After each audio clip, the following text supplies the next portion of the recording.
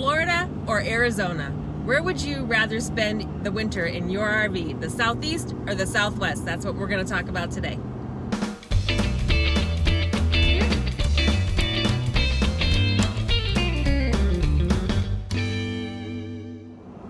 Good morning. We are just pulling out of Utah and we are headed to Colorado, and we're going to do something a little different today because now that we are leaving the Southwest and heading back east, I want to talk about what it's been like to winter in the Southwest versus the Southeast. Last year, we wintered in Florida and the Gulf states and over to Texas. This year, we went from Oklahoma to New Mexico, Arizona, California, and up to Utah.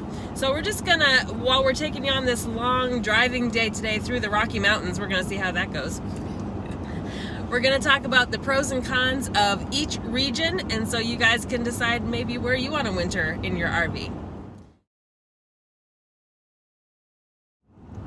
So there's two main states that are kind of the focus of the Southeast and the Southwest, Florida and Arizona. So you can talk about those two specific states and compare them, and also you can talk about the wider region. So let's talk about the states first. Arizona is a popular spot where many snowbirds winter, not even RVers, just snowbirds in general want to get to the hot, dry Southwest in the winter. And that is one of the biggest pros for me of Arizona is the sunny, wet, warm weather. It is sunny most of the year there. There's hardly any rainy days or cloudy days. It's just very bright and warm. And then Florida can get a little bit cloudy and cold in the winter. It's, still warmer than anywhere else in the north, but I would say that overall the weather, just straight up weather in Arizona, is better than Florida. What do you think? Well, it depends a little bit. That's more true than not. And especially if someone doesn't like humidity, that even when it's hot in Florida, it's going to tend to be humid. Very humid. Well, it kind of depends on, it's not constantly humid, but it's going to be more humid, where if you prefer a dry heat, well, then you have that. Mm-hmm. Now, as far as, this is a personal preference as well, if you like lush, greenery, fresh water, salt water, no, that is not in the Southwest. That is not in the Southwest. Right. I prefer those things. I would rather have a little more variation in clouds and sun, and a little more variation in humidity and those things, and have what tends to come with that. More greenery, more water features, and Florida definitely has it. So going along with that dry, sunny heat in Arizona means that there are no bugs there, which is another huge difference between Arizona and Florida. And it's, when there's no bugs, you don't really notice it. And sometimes I would be like, oh yeah, I've got my door open and there's no flies and mosquitoes in here. Isn't that nice? But in Florida, not only bugs, but just critters. There's just critters there, lizards and snakes and alligators and, big bugs, and just, you got to deal with that when you're in Florida because of the humidity and, the beaches and the swamps and the lakes. Just means there's a lot of critters there. It's going to be funny how you and I will frame these differently. Yeah. Because what I don't like about the Southwest is how lifeless it is. Right. And it is. And again, I would like to hear bugs and see critters. Where yeah, I did miss the wildlife in Arizona. Man. We did see the occasional rabbit and coyote. It is stark out here. So another pro of Arizona is that the landscape within the state is very diverse. Like he just said, if you go from Tucson in the south, where the desert and the Saguaro National Park is, up through Phoenix, up to Flagstaff and the Grand Canyon is... Sedona up there. Sedona, yeah, it's very forested and the canyons are beautiful. There's so much diversity to see in Arizona itself. So that was a big pro for us, and we got to see some really unique things there like the Grand Canyon.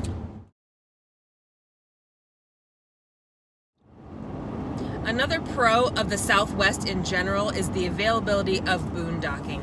There is so much BLM land available in all of the Southwest that it's very easy to find free spots to just pull up your RV in the middle of the desert and, you know, stay for up to 2 weeks. We did that at Joshua Tree National Park, which we showed you, which I think was the only time we boondocked on BLM land. Yeah, and it's not merely that, hey, there's a place you can park. It's actually pretty well organized too.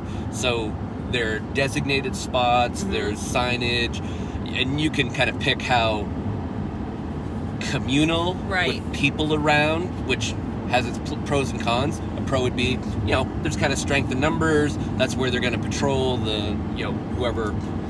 Or that's where we preferred to stay, where the population was. Yeah.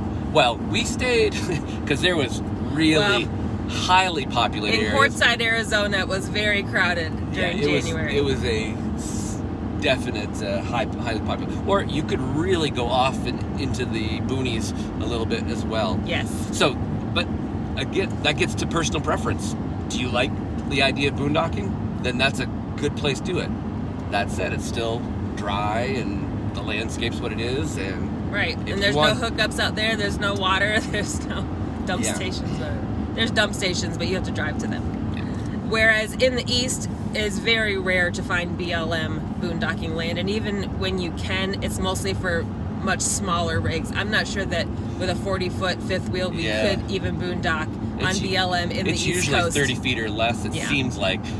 But I know that there are some places in Florida that I've seen other YouTubers pull their fifth wheels onto, like water management land or something like that. So maybe the next time we go to Florida, we'll explore those places more, because we should be set up for boondocking better after this summer, which we'll show you that when we get to Maine.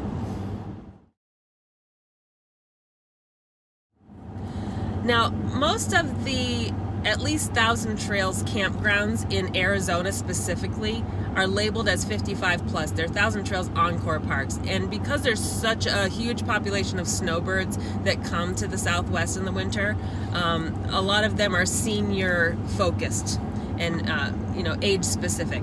So initially we were kind of concerned that we wouldn't be able to find a place to stay in Arizona because we are only 51. But then a friend of ours told us that you don't really have to be 55 plus to stay in those places. As long as you, have a nice rig and you don't have little kids with you, they're going to let you in. And we have found that that is true. Anywhere that we went in Arizona, 1,000 Trails system, we were able to stay at the 55 plus parks with no problem. Did we stay at least 3? At least 3 or 4 of them, yeah. Yeah, there's 2 in the Phoenix area. The one in Yuma, was that 55 plus? Yeah, yes. But it really is. The super majority in 1,000 Trails system were the 55 But if you're plus. younger or you have a family, you might find that restrictive, that places in the Southwest will be age qualified, whereas no place in Florida really is. Not in the 1,000 Trails system, no. Yeah.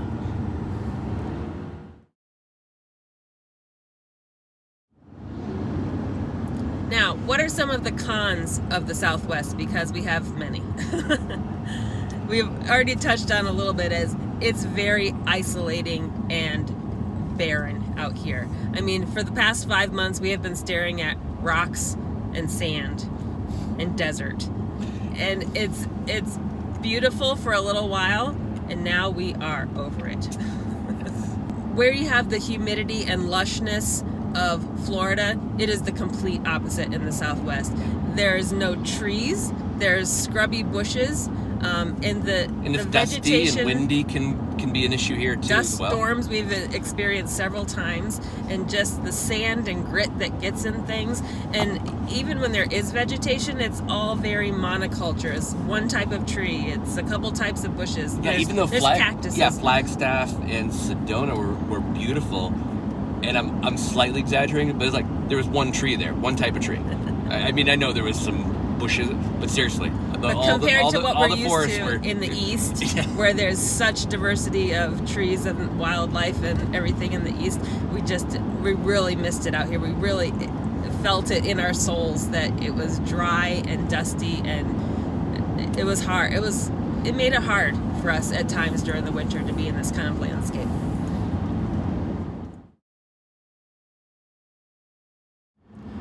going along with this barrenness is that there are less large metropolitan areas in the Southwest. The Southeast seems to be full of, you're just driving between one city to the next, which some people don't like. There's a huge population on the East Coast. So in the Southwest, in New Mexico, you have Albuquerque.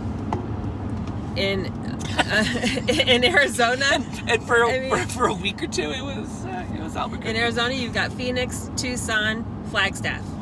And we're going to keep coming back to that. Really, that stretch of Phoenix, we really liked. We really liked that whole stretch there. Now, the other side of it being wide open in the Southwest is that in Florida, it tends to be very crowded.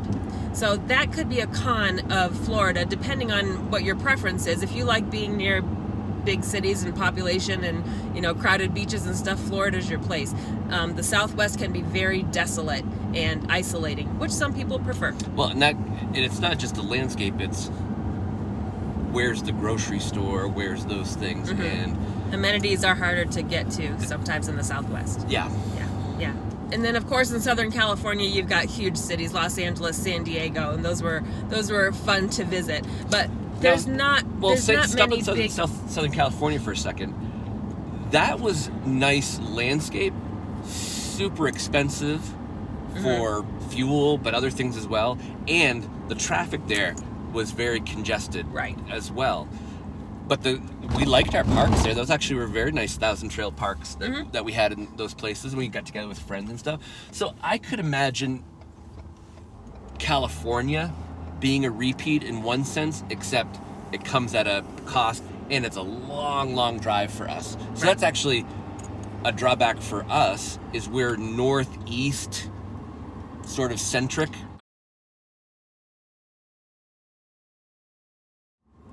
So yeah, our lives and our families are in the Northeast, and that's where we grew up. So of course that's our preference. This southwestern trip this winter was really a bucket list item for me. And there's several things that are like that in RV life, where there's things that you just want to go see and say that you did it, and then you're back out of there. And then there's other places where you're going to go back to time and time again every, year after year. And so for us, the Southeast is that place that we're going to return to year after year.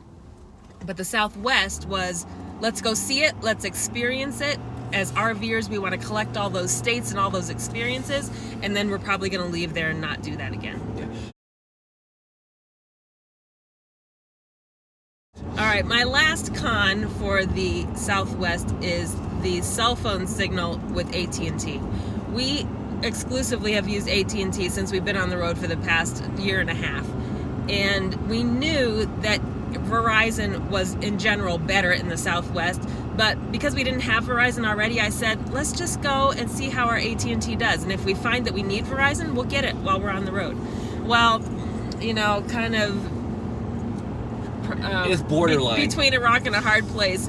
It was just good enough to kind of annoyingly get our work done, but not bad enough to say, all right, we got to go out and get a Verizon card. And one thing, this is a pro con in a sense, it seems like there's easier plans to get with AT&T for the stuff we have. Maybe. where the Verizon SIM card plans, again, that may just be what we're looking at or what we wanted. I think we were just trying to avoid paying for two full plans. If I could have gotten a Verizon card that was like prepaid, I could pay for so much data, which we've done in other countries. And that's but just I felt like I couldn't find thing something like that. I couldn't find a good prepaid Verizon plan. I would have to commit to a monthly bill, and I didn't want to pay two bills. So we never did get Verizon, but I would suggest to you that if you're going to winter in the Southwest and you really need good connectivity for your job, that it's worth investing in, so that you have double coverage of AT&T and Verizon. But like we said, we have been able to get on AT&T everywhere we've been to do our work. It's just been very slow at times and long, load times. Yeah.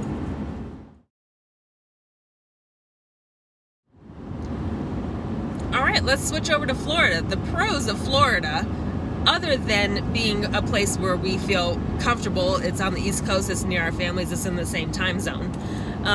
There are tons of amenities in Florida. Everything you could want, from big cities to rural areas, from beaches to just inland, forest. entertainment of all types, from kayaking through the mangroves to riding world-class roller coasters at multiple parks. Mm-hmm. So I think a pro is almost no matter what your personality is for vacationing, adventure travel, or if you're a full-time RVer, you can find the quiet corners, the quirky stuff, the larger scale and hustle bustle things. You can get the whole spectrum there in Florida, in the East in general, but Florida definitely has all of that, I would say. Right. For big metropolitan areas, you've got Miami, Tampa, Orlando, and those are big world-class cities. And then for the quieter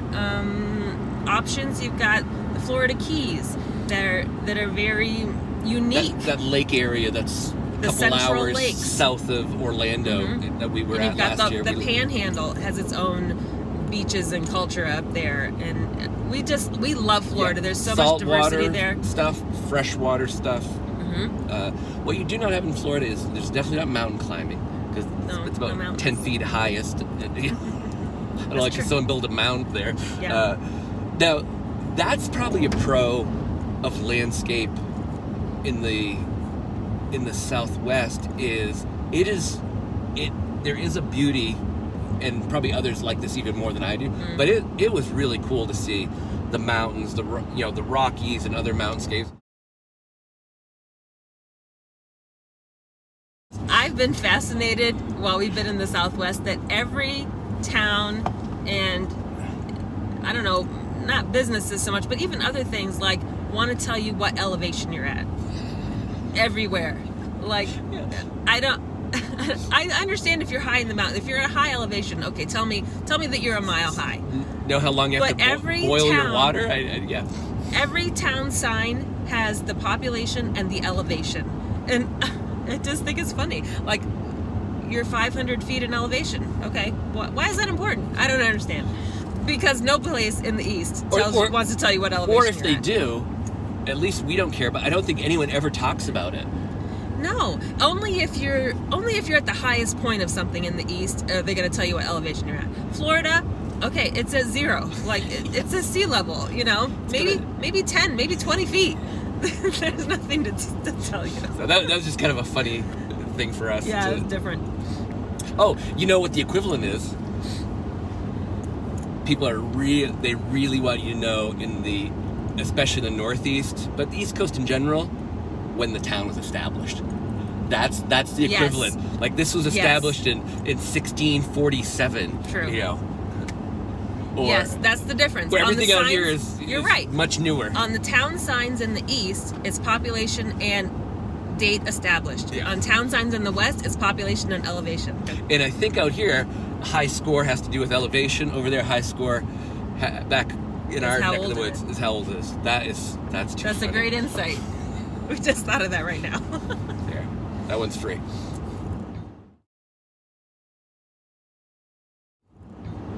So those are our pros and cons specifically for Arizona and Florida. Now let's talk about the bigger regions. We've kind of touched on the larger region of the Southwest. You've got New Mexico, Southern California, Arizona. Now, tell me this. Do you consider Utah and Colorado to be part of the Southwest? Oh, and Nevada's also in there. I would definitely consider Nevada part of the Southwest. But some maps that I've seen that split the country into 4 quadrants have Utah and Colorado lumped with the Southwest, and I would have never thought of that, because now that we're in Utah and driving to Colorado today, it is so much more mountainous up here and green, and there's more lakes and water, so I don't associate that with the desert of the Southwest. We're looking at water right now. Yeah, though it's beautiful here. It's still pretty dry. It's a difference of degree that's still different type of desert. We saw, what was that sub-designation? The Intermountain West. The Intermountain West. If you break the country up into more than 4 quadrants, there's all these little subregions: the Upper Midwest, the Pacific Northwest, the New England, the Intermountain states. So I would call Utah, Colorado, Wyoming kind of the mountain region. But tell me down in the comments, when you think of when you think of Utah and Colorado, do you put them in the Southwest or some other desert? Or in their own category? Yeah. So when we're talking about the region of wintering in the Southwest, I'm talking about the southern states, not Utah and Colorado, because I think those are too cold to winter in. So for the wider region of the Southwest, I would say that it's very monocultural as far as landscape and even people. The Mexican and Spanish culture of the Southwest is very pervasive no matter where you are. And you're going to have more broadly some more Central American and South American in the mix as well.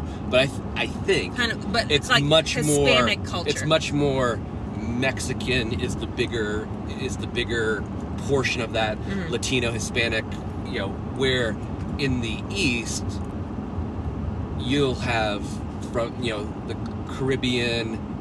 A lot. I think there might be much more diversity of the much more European diversity too. Even within original settlers to the East Coast, a lot of those people and cultures have stayed and thrived there. So there's many different cultures and many more people in the East. So we love Mexico and Mexican culture, and we've really enjoyed having that kind of be an underpinning of this trip this winter. But it is kind of one culture that we've been experiencing. So when we think about the wider region of the Southeast, outside of Florida, I feel like there's way more diversity in the neighboring states. So once you leave Florida, you've been wintering down there for December, January, February, and March starts to come. It starts to get a little hot in Florida. So you're going to start to gravitate north and west maybe. So what we did was, when we left Florida, we went across the Gulf states to Alabama, Mississippi, Louisiana, and over to Texas. And there is so much great Southern culture there. And you know that the South of the United States has a deep history and culture, and there's so much to see and explore there. New Orleans, Mobile, Alabama, Houston, Texas, there's just so many different things. And then on the East Coast, you get up into coastal Georgia, South Carolina, North Carolina. The low country there. So just great coastal culture there, island culture. And then you had very quick drive kind of to the Appalachian mountain stuff. And we experienced that when we were in North Carolina. It was wonderfully different from the coastal. And there's even some variety in the coastal part of North Carolina itself, and out in the Asheville Mountains. A whole other experience there. And it feels like all that stuff is closer together, so it's easier to get from one to the other. Or another way, the stepping stones are closer together and more frequent. Where in the Southwest, I felt like the stepping stones were way further apart and not as different. For example, but they today exist. We're driving from Utah to Colorado Springs, and it's going to take us 7 hours. And it's, we're going through the Rocky Mountains. And that's so the next day we only have to drive 3 hours to still be in Colorado. Yes. So it's really, we've got 10 or 11 hours that we need to get to Colorado Springs. So we broke it up with a Boondockers style. If we left Florida and drove for 10 hours, we would be through at least we'd be halfway states. Home. 6 states. Yeah, we'd be halfway home.